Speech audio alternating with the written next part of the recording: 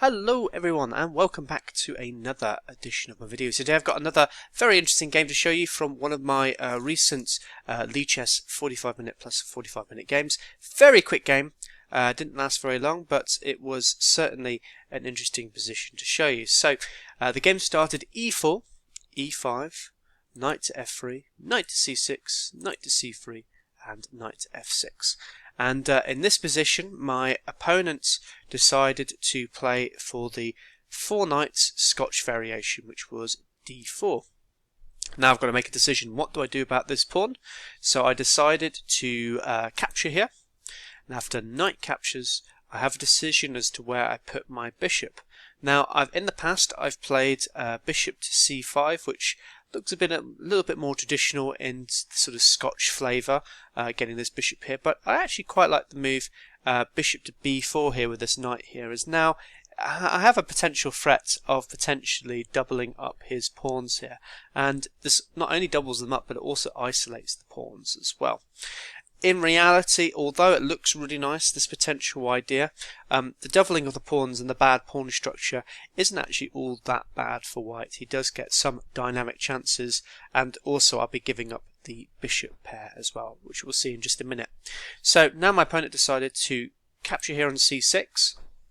Of course, capture with b takes on c6. I don't want to exchange queens so early on. And although again very similar, because of this, even though I've got this weird looking pawn structure, it doesn't really matter too much, as I'll be looking to play a move like d5 and hopefully undouble the pawns pretty quickly. Now, I think here my opponent's panicked a little bit in this position now, as I think he was very, very worried about this doubling up of these pawns, and I can see why. It looks as though if he allows me to do this, I isolate his pawns. I've got a nice pawn weakness to go after. In reality, it's actually not that bad. So the first issue now for him is, obviously, if I capture here, this now relinquishes the defense of e4. So the best move here, and the most played move, is actually bishop to d3. So just simply defending this pawn and sort of saying, yeah, you can take that knight, but it's actually absolutely fine. And actually, this is probably a slight inaccuracy, if anything. The point being, after b takes on c3, okay, white has actually got some dynamic play here. He's got this potential open file he can go onto. He can also move his bishop onto a3, where it can control along this diagonal, which is very, very interesting. And yeah, I actually don't think it's all that bad. I looked at some of the future positions. So let's say, move like castles, and let's say white castles as well. If a move like d6, which is relatively normal in these sort of positions to get the bishop out. A move like f4 looks very interesting. I think white gets a good command over the centre. He's going to be looking to play maybe moves like rook to b1, maybe bishop to a3. He doesn't have to get his rook to here if the rook comes here to try and control this file, but you could also move his rook along to move like d1 or e1, maybe queen come to f3, and yeah, I actually really quite like white's position. It doesn't look as bad as you may think with the pawn structure that you've been given. So, as I say, bad pawn structure, it does actually allow a bit more activity of your pieces potentially, so always bear that in mind when you make those decisions. So yeah, I think this is definitely at least an inaccuracy here, as he now plays the move bishop to d2. It does defend the knights, and if I capture here, it's actually not all that good. Although it looks like a winner pawn, this bishop now comes crashing in over onto g7, and okay, it looks as though I can kick this bishop away. But this queen move is really, really tricky, and I don't like the ensuing positions from here. It does look like, when even looking at the engine, that white has got a nice edge in this position, so probably not the best thing to do here. So instead I decided, let's put a bit more pressure on this e4 square. So now I play the move queen to e7, and again, bishop to d3 probably is the best move to help defend this e4 square. So In the actual game, though, he played the move bishop to e2, which, yeah, probably not that good. As now I castle, he castles back, and I've got a decision to make. I can now capture this knight, which is what I did. So I took here. I don't have to worry about this move now of this potential capture on g7, as my king is now adequately defending g7. So I captured here. I'm now up a pawn, and I think I've got quite a nice position here.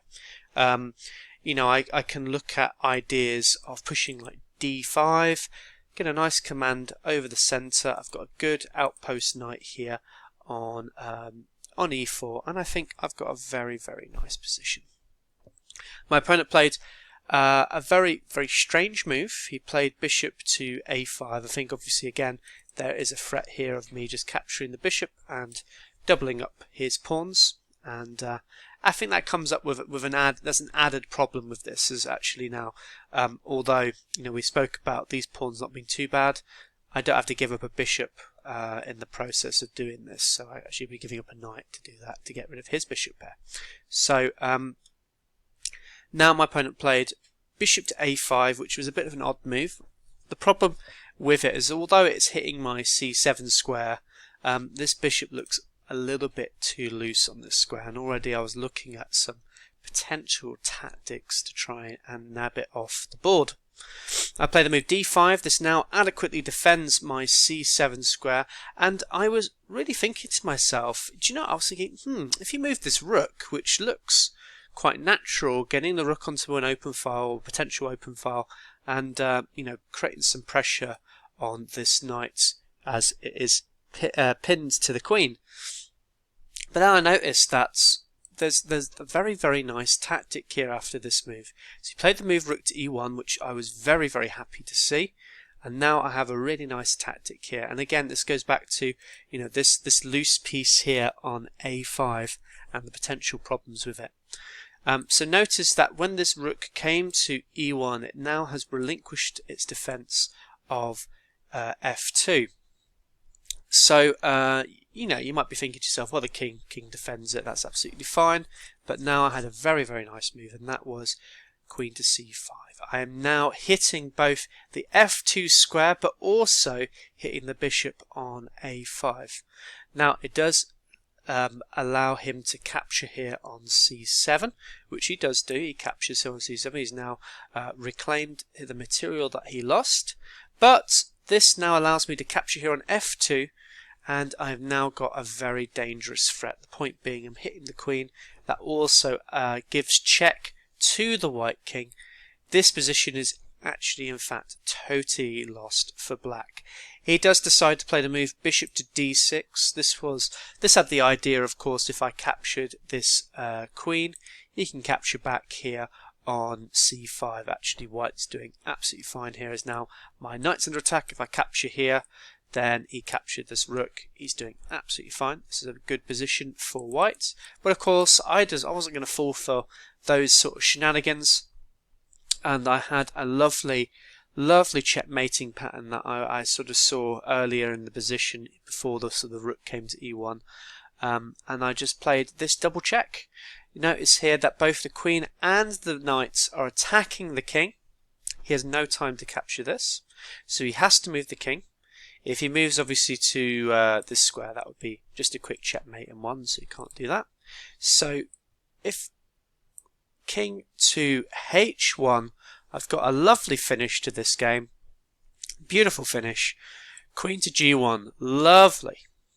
As now there's only one forced move he has to play, rook to g1. It looks like I've given up a queen, but in actual fact I'm delivering checkmate in one. What a gorgeous game.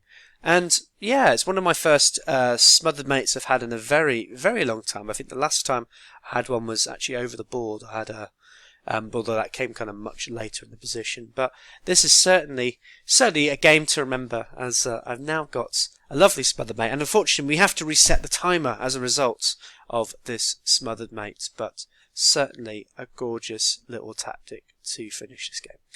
Anyway, guys, I hope you enjoyed this video, and I'll hopefully have some more videos very soon. Take care. Bye.